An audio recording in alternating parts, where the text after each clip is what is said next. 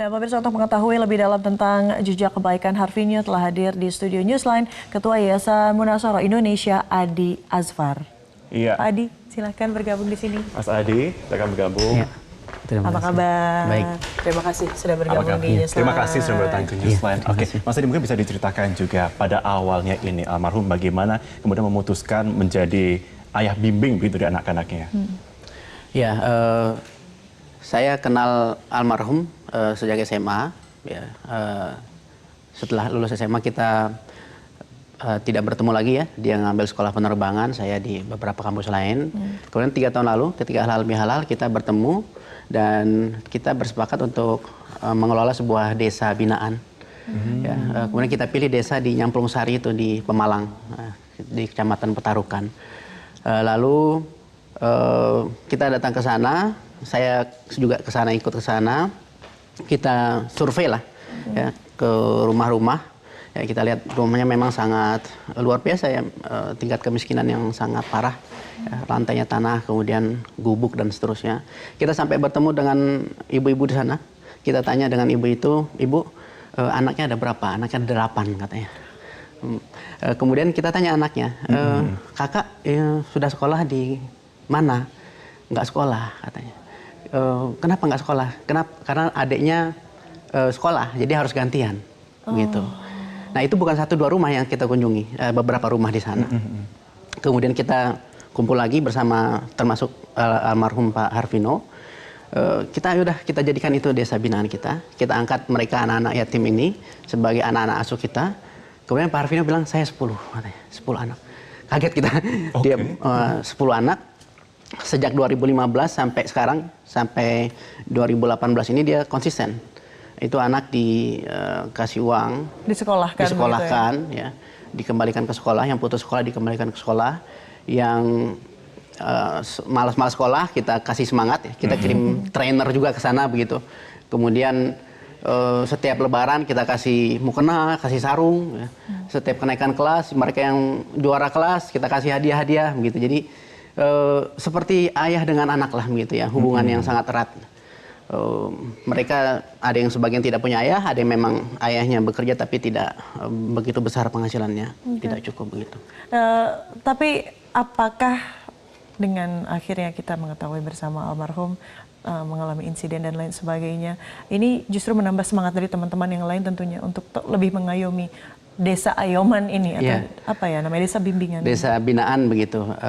Jadi kita memang karena sudah 3 tahun dan kita sudah paham psikologis di desa itu, dan ketika kita tahu Pak Harvinyo ada dalam pesawat yang jatuh di perairan Kerawang itu, kemudian kita justru berlomba-lomba untuk terus berbuat kebaikan, menyebar kebaikan begitu.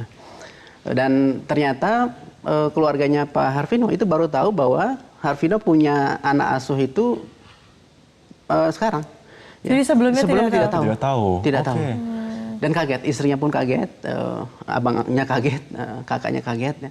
Dan sudah banyak juga yang ingin menggantikan almarhum Harvinyo untuk menjadi ayah asuh bagi anak-anak yang sekarang ditinggalkan. Ini almarhum betul-betul memberi dengan tangan kanan, tangan kiri saja tidak tahu begitu ya.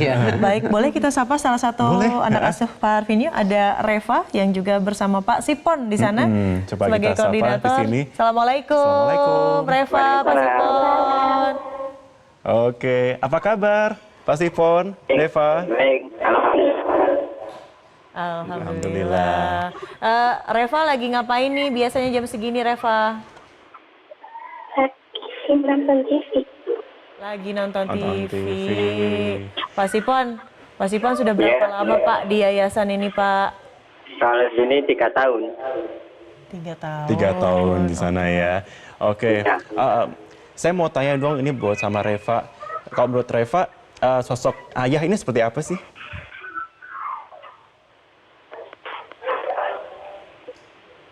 Nih, Reva. Baik, terus apa lagi Reva?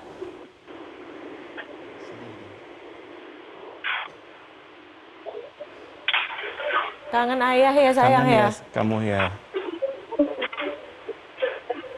Iya, sama-sama kita doain Ayah Vinonya ya, masuk surga ya sayang ya. Amin. Iya.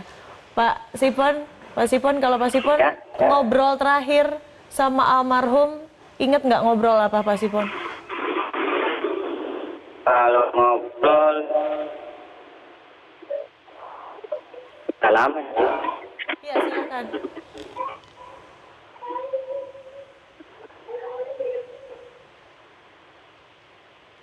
Ya, memang tampaknya seperti ini sekali terpukul sekali ya, masih sangat sedih sekali. Mungkin bisa dibantu untuk menyapa juga, mungkin Mas Adi. Sifon, apa kabar?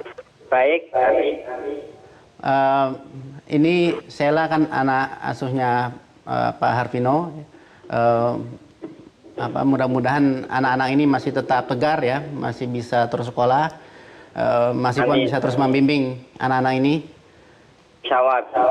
Bagaimana kondisi anak-anak yang semua yang lain? Alhamdulillah sehat tapi Sehat ya, baik, alhamdulillah. Iya. Ke Reva lagi dong. Reva, kamu cita-citanya mau jadi apa sih, Nak? Dokter. Mau jadi Mau jadi dokter. dokter, alhamdulillah. Dokter apa, Reva?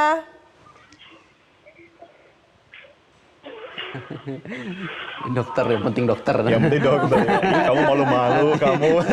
Bingung ya antara dokter hewan apa dokter gigi nih gitu Dokter kan gigi ya. mungkin. Nggak Oke, apa-apa. tapi di sisi lain kita juga akan menyapa ini kakak dari almarhum Harvino. Selamat siang.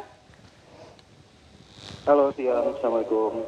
Waalaikumsalam warahmatullahi wabarakatuh. Novi Cahyadi adalah kakak dari almarhum Harvino. Terima kasih sudah bergabung di sini, Kak Novi. Kak Novi, iya. Ya. Oke. Kak Novi, ini saya sedikit mau konfirmasi. Ini tadi kan kita sudah cerita. Memang betul ya selama ini almarhum belum pernah cerita ketika memiliki anak asuh yang luar biasa banyak.